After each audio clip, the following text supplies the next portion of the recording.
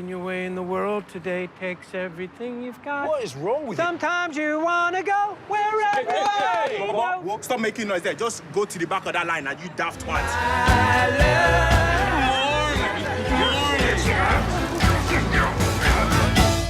I'll always be around. Hi.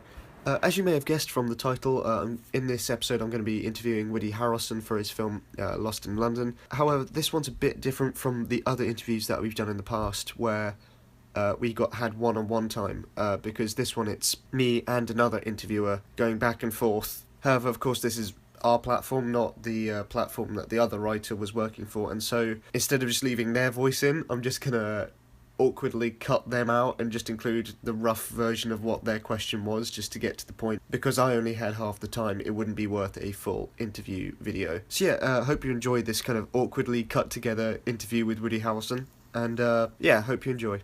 So how do you feel the tour is going so far, up and down the country? Well, really good. Really, we've shown it 4 times, including today. So it hasn't been a lot of touring so much, but of those 4 times, you know, it's Edinburgh, York, Liverpool, and Cambridge. Each one just really terrific. You know, I'm really psyched about the reaction.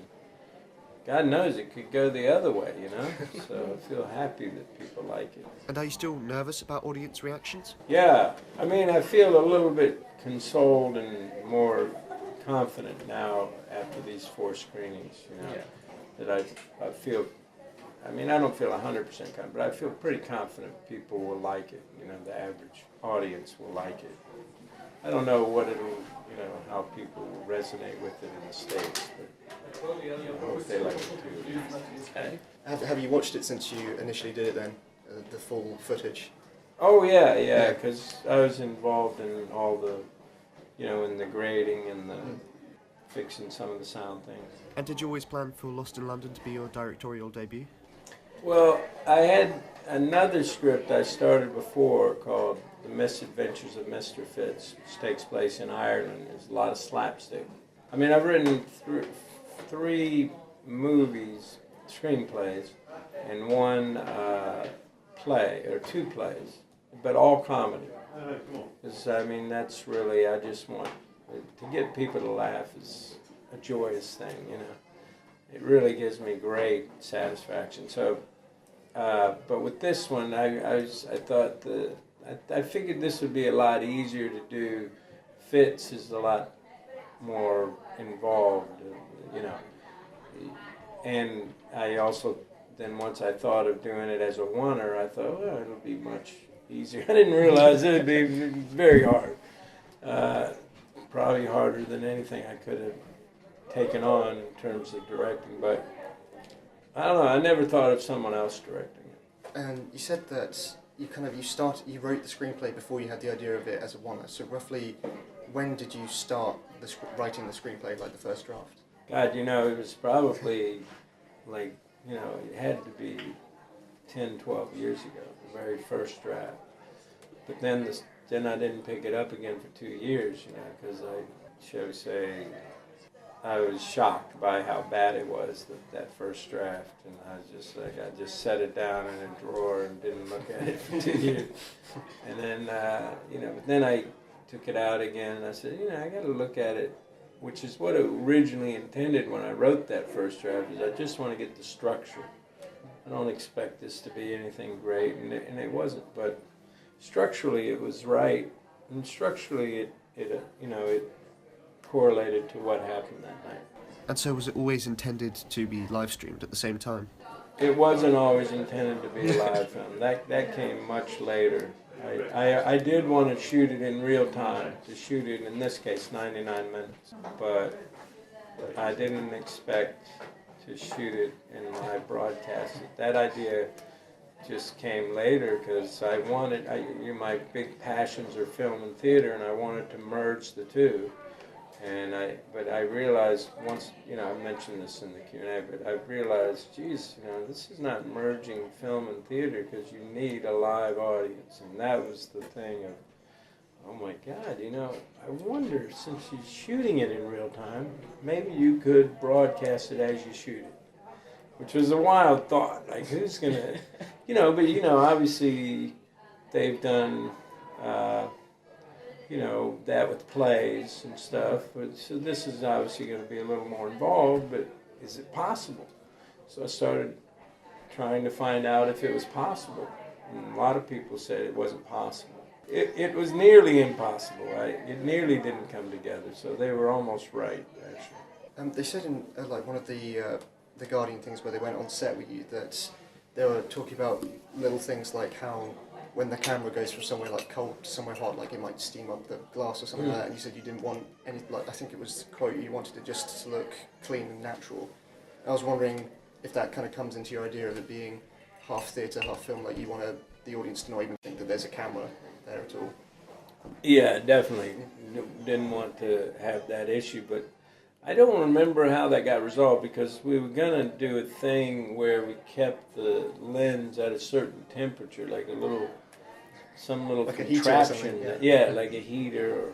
And we gave up on that because it was monumental. It was a huge expense. So I can't remember how.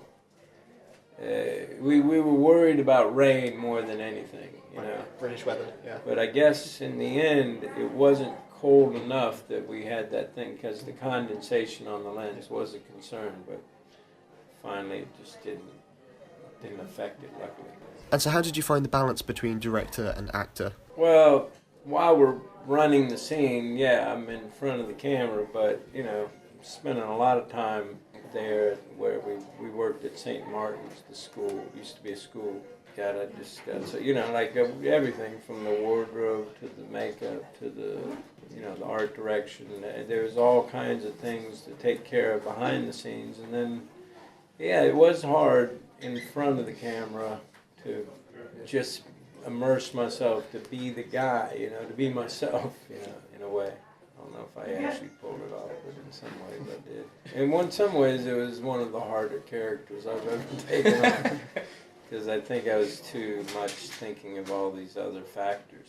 Yeah, actually, that was going to be a similar question. Is that when you're doing the directing for something like this, is it very much that like you haven't developed any way to give any cues or anything like that to the rest of the crew? It's just once you've practiced and everything like that, it's just kind of set up and it's like a leap of faith almost for the whole take. Yeah, once we started rolling, there was no way to pull off any directing, you know. I did do one thing, actually, and it was a mistake. Was when we were in the van at the very end, and then I find out that Laura's not coming, and, you know, sad. You know, the camera starts panning around. It's supposed to go from me, then it goes over to Orrin, and then it goes to Martin, who's sitting opposite us.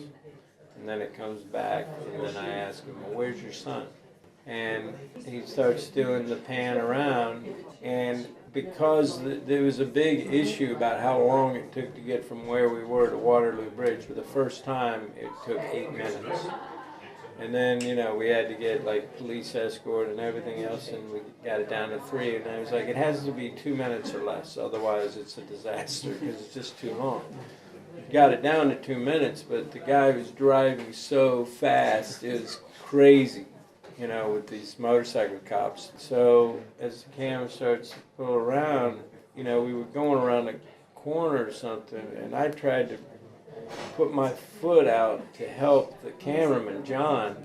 I thought he was starting to slide, and so when I tapped him, he thought that meant bring the camera back. You know what I mean? He thought I was directing, but I wasn't. I was just trying to give him some support. So, but it doesn't affect the, you know, it comes back into a 2-shot of me and Owen that it should have just kept panning around. But little things like that, that was the only thing in it where it was like he thought I was trying to direct it. Wow. But I wasn't. I was just trying to lend them a helping foot. And did you get any advice from fellow filmmakers before taking this on? You know, Jim Brooks told me something that he says, you got to have your buddy. meaning you're someone on the inside who can tell you, oh, this is shit, or this is good. Someone you know is telling you the truth. And that was a smart advice. And that person for me was Anthony, again, the guy who did the music. Because I also had him start coming to the rehearsals as we were running it all the way through. And he gave me some good advice. Like, he was the guy saying, you got to take those jokes out of that first scene. Because you got to have, it has to be heavy. You can't. And I took his advice, took out the jokes. Owen was also advising that same thing. You know, let this scene play heavy, the restaurant. There's a couple funny things in there still. Yeah. Kids. Well, thank you very much for your time. Pleasure, man. Yeah, thank you. Nice to meet you, dude. You too. Thanks for your patience, too. Oh, You no guys problem. waited Yeah. quite a while.